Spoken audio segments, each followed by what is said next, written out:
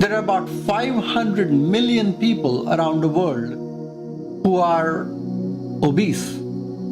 There are about 2.3 billion people, which is 1/3 of the world's population, which is overweight. If you look at this country in United States, we have about 67% of the country which is overweight. We have about 33% of adults which are obese, simply obese. 30% of all the kids in United States are overweight. We're talking about a global epidemic of diabetes, which is diabetes and obesity together.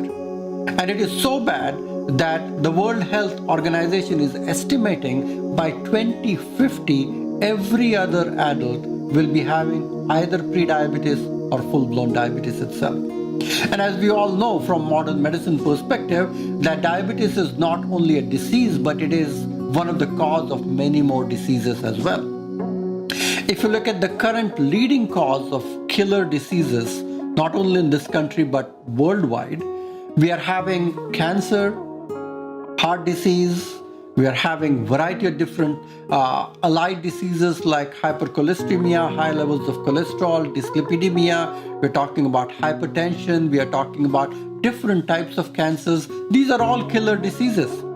And when you look at the common thread in why these killer diseases are becoming so rampant, they're all coming from poor nutrition, they're all coming from a sedentary lifestyle, they're all coming from half of the population of the world which is overnourished and overfed and undernourished, and half of the world's population is having malnutrition and they are malnourished. So we actually have a perfect polarization that half of the world is overweight and obese and half of the world is kind of malnourished. And they are both sick in their own ways. We have created a kind of an imbalance in the post-industrialized era in all the countries. And especially the developing countries are being hit the most because they have to take care of those people who are poor and malnourished as well as those people who are overweight and obese at the same time.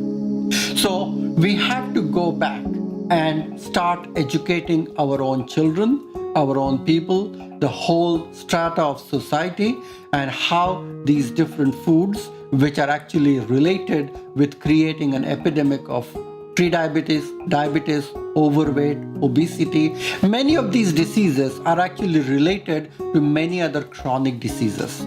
Whether we talk about heart disease, whether we talk about high blood pressure, whether you talk about high levels of cholesterol, whether you talk about Alzheimer's disease, dementia, cognitive diseases. Nowadays, they are actually talking about Alzheimer's disease as type 3 diabetes.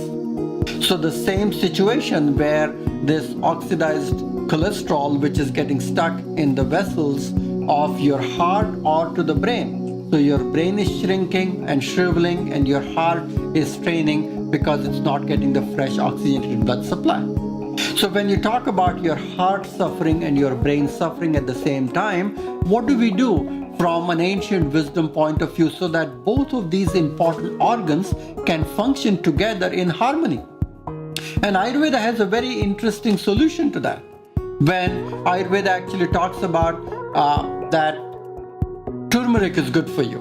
When we talk about turmeric, the golden yellow spice, which has a very potent anti-inflammatory properties, it also is good for scraping and reducing cholesterol and reducing the vascular inflammation in the blood vessels, which will improve the oxygenation to your heart, but it will also improve the oxygenation to your brain as well. It will also improve the cerebrovascular circulation. So turmeric is good for heart, good for brain. When you do alternate nostril breathing or pranayama, as yoga tells us about, the alternate nostril breathing is good for heart, good for brain. When you do a brisk cardio exercise, when you do brisk walking, good for heart, good for brain. When you get enough sleep, good for heart, good for brain. When you get good deep meditation as a part of your daily routine, it's good for your heart, good for your brain. It lowers your blood pressure, it regulates the functioning of your nervous system in a very systematic manner. So we are actually looking at the holistic principles of Ayurveda that can be applied, and that would be a huge template of prevention of the onslaught of these chronic diseases.